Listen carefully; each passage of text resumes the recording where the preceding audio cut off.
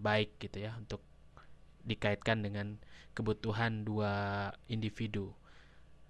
Terus juga menurut Joyce Michel, ada politik adalah pengambilan keputusan kolektif atau pembuatan kebijaksanaan umum untuk masyarakat seluruhnya ya.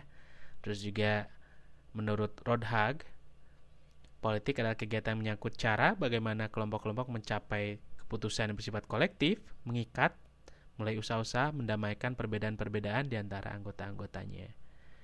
Dan menurut Carl W. Dodge, politik adalah pengambilan keputusan melalui sarana umum. Nah, sarana umum ini apa? Ada yang tahu nggak? Diketik deh coba. Ya, jadi kalau namanya sarana umum, contoh misalkan ada pemilihan umum, ada yang namanya partai-partai politik, betul, suara rakyat, pemilu. Nah, betul sekali.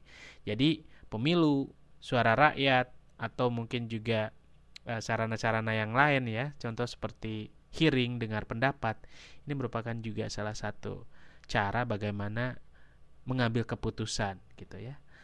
Jadi kadang-kadang memang ada proses di mana masyarakat itu dilibatkan untuk memberikan masukan. Tapi ada juga beberapa proses di mana masyarakat hanya menjadi katakanlah objek dari pelaksana, tapi mereka sudah merepresentasikan atau mewakilkan, katakanlah menjadi wakil, dan mereka sudah direpresentasikan oleh wakil-wakilnya di Dewan Legislatif. Ya meskipun tidak semua orang merasa terwakili gitu, tapi at least dalam teoretikal atau teorinya seperti itu ya. Oke, kita lanjut lagi. Ada yang namanya perkembangan ilmu politik. Gitu. Perkembangan ilmu politik kita bisa lihat dari katakanlah abad ke-5.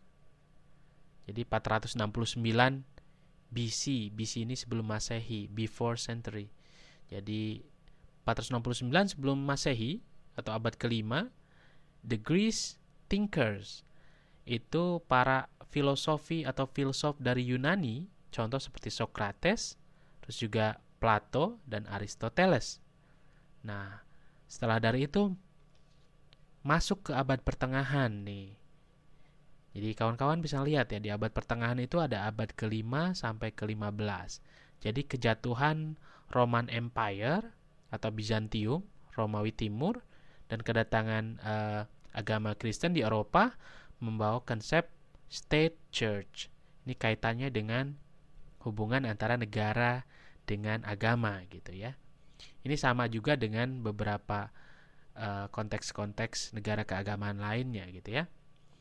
Contoh ya betul, di Vatikan juga konsepnya seperti itu, tapi Vatikan muncul itu setelah konsep abad modern ya. Ada Renaissance atau Enlightenment atau pencerahan di mana abad ke-15 dan abad ke-16, Westphalia Treaty tahun 1648 dan berkembangnya social contract theory. Jadi social contract theory pendekatannya ada yang namanya behavioralist, mulai berkembang, dikembangkan oleh Machiavelli. Dia menyatakan bahwa pentingnya meneliti institusi-institusi negara secara detail melalui pendekatan empiris. Jadi harus ada pemisahan antar negara dan agama gitu, supaya ada tingkat di mana agama bisa menjadi penyeimbang terhadap negara yang saat itu kebetulan memang dikuasai oleh kaum monarki atau kerajaan gitu ya.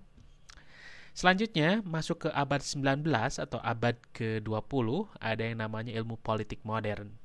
Jadi mereka lebih memperhatikan perilaku politik seperti partisipasi politik, opini publik, daripada institusional pemerintahan dan interpretasi legal text seperti mungkin perjanjian-perjanjian atau mungkin juga ideologi-ideologi yang berkembang saat itu. Dan selanjutnya di abad ke-21 yang lebih modern gitu ya. Sekarang muncullah beberapa, mungkin betul kayak disebut oleh Fitri ya, ada partai-partai, ada